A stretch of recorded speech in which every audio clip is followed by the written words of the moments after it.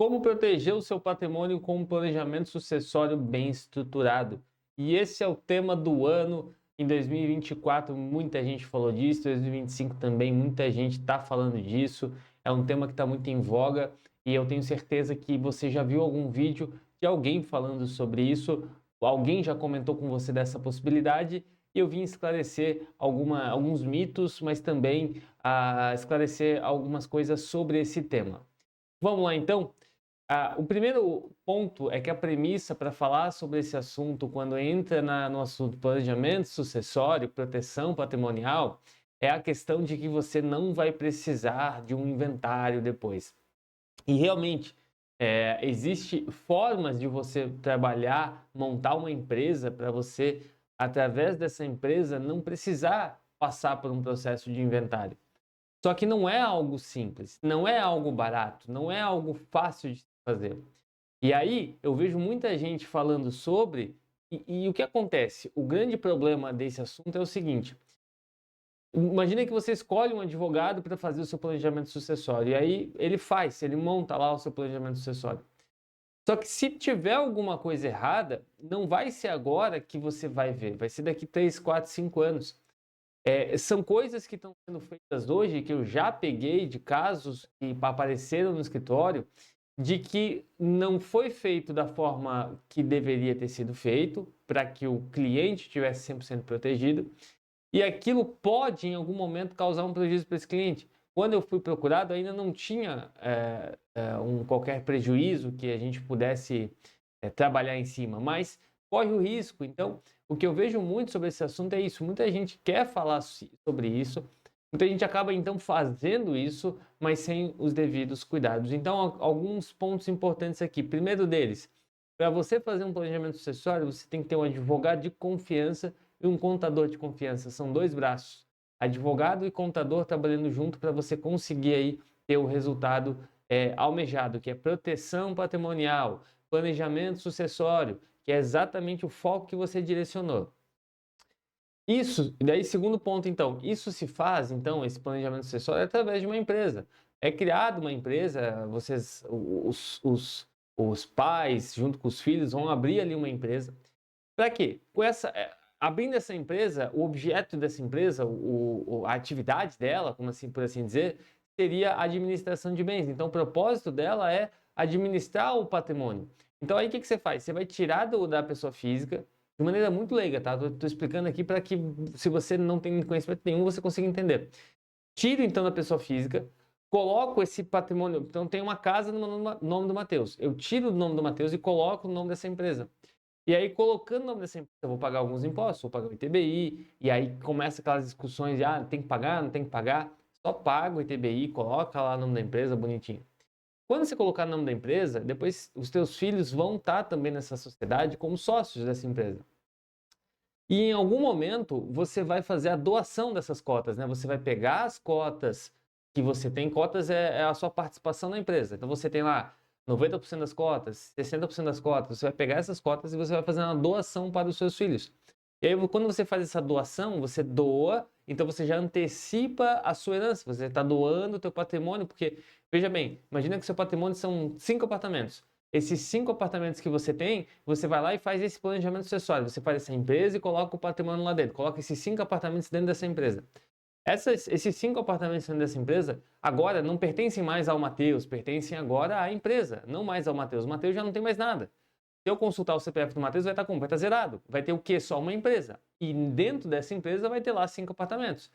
E aí esses apartamentos agora, que pertencem à empresa, o que o Matheus tem? O Matheus tem cotas. É isso que ele tem. Então o que eu vou doar? Eu não vou mais doar o apartamento. O apartamento já não é mais do Matheus. Eu vou doar as cotas. Para quem? Para os meus filhos. Quando eu faço essa doação de cotas, esse meu filho agora se torna então o proprietário dessa empresa, porque eu doei. Então já não é mais nada do Matheus. Se o Matheus vier, óbvio, falecer alguma coisa, já houve essa transferência. Eu não vou precisar fazer inventário porque não tem mais nada em nome do Matheus. A lógica é mais ou menos essa, mas isso foi um exemplo muito simplório só para você entender a lógica. Agora, essa doação, você não quer que o teu filho já tome, já comece a exercer a propriedade ali de cara, né? Então o que você tem que fazer? Você tem que fazer uma reserva de usufruto. É uma doação que você faz, normal, você faz a doação, só que você coloca lá uma cláusula de reserva de usufruto, dizendo o quê? Que eu já doei, mas enquanto eu for vivo, eu é que administro esses imóveis. Eu é que administro essas cotas, portanto. Então eu vou começar a administrar, eu vou continuar na administração, mas eu já doei, já é do meu filho. Ou seja, eu não preciso fazer inventário. Quando eu vou fazer essa doação, naturalmente, um fenômeno que acontece quando eu faço essa doação é eu precisar pagar o imposto, porque o ITCMD é causa mortes e causa doação. Então, se eu doar, eu pago o imposto. Se eu vier ao óbito, eu pago o imposto. Então, eu não vou correr do imposto.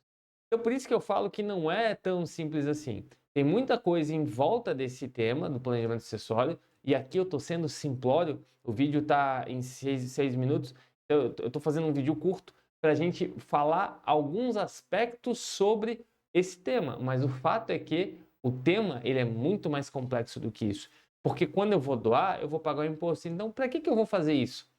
Só para planejar? Pode ser, às vezes você vai fazer isso não por uma economia, para economizar tributo, às vezes é para planejar mesmo. Você tem ali o número 2, 3 filhos e você já quer dividir de que modo vai ficar para cada um. Então você pode usar esse formato para planejamento sucessório. Ou às vezes proteção patrimonial. Eu acabei de desenhar uma estrutura onde você tira os imóveis do seu nome, correto? Então, se você abrir uma outra empresa, pensa que aqui está teu planejamento sucessório, tua administradora de bens. Aí deixa aqui. Ó, imagina que tá uma casinha aqui, tá? Deixa aqui. Agora você vai abrir uma outra casinha aqui, que é uma empresa, uma padaria, uma sorveteria, uma loja de carros, vai abrir uma outra empresa aqui. Imagina que essa empresa aqui dá BO, dá algum problema e você começa a ficar cheio de dívida. O que acontece? Se você ficar cheio de dívida aqui, naturalmente, em algum momento, os teus credores, quem você está devendo, vão vir atrás de você, pessoa física, né? E aí, quando vierem atrás de você, o teu patrimônio está aqui, ó. Eles não vão conseguir achar proteção patrimonial. Pode ser que eles consigam em algum momento, pode ser, mas não é tão fácil assim como se estivesse na pessoa física. Então, tem muitos motivos pelo qual eu escolheria ou não fazer o tal do planejamento sucessório. Por isso que eu preciso, primeiro, quando eu recebo um cliente com uma descrição, ou já falando, eu quero fazer um planejamento, como que eu faço? Eu primeiro preciso entender, o que você quer exatamente? Você quer fazer um planejamento com qual finalidade? Qual é o teu propósito? É proteção? É planejamento sucessório?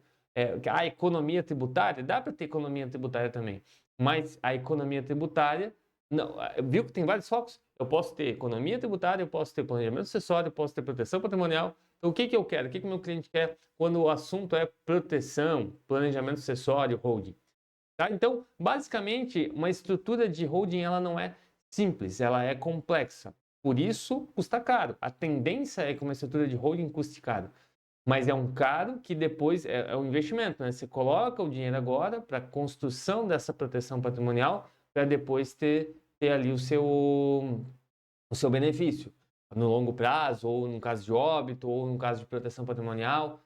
Só que é um investimento. Então, por vezes, as pessoas elas acabam querendo economizar, procuram, e aí vai ter o jurídico aí cobrando barato, é um barato que sai caro. O barato sempre sai caro, a gente sabe disso, nós todos somos consumidores de produtos e serviços, eu também sou, então a gente sabe, o barato sempre sai caro. E planejamento sucessório não tem como ser barato, porque eu estou mexendo com o teu patrimônio, eu estou mexendo com o que você levou a vida inteira para construir. Tu acha que eu vou mexer no teu patrimônio sem, assim, parar tudo que eu estou fazendo para fazer isso? Eu sou obrigado a parar tudo. Então, se eu tiver que parar tudo, eu vou te cobrar proporcionalmente para isso, tá? Então, o vídeo hoje é mais no sentido de como você faz para proteger seu patrimônio, e uma das formas é o planejamento sucessório, é a holding, é a estruturação de uma proteção patrimonial. Tem outras, mas esse vídeo vai ser somente para isso, senão fica muito longo, tá bom? Se você gosta de vídeos assim, não deixe de me seguir aqui, também nas redes sociais, e ativar o sininho para receber a notificação de todos os vídeos que eu posto aqui semanalmente. Um abraço e até a próxima.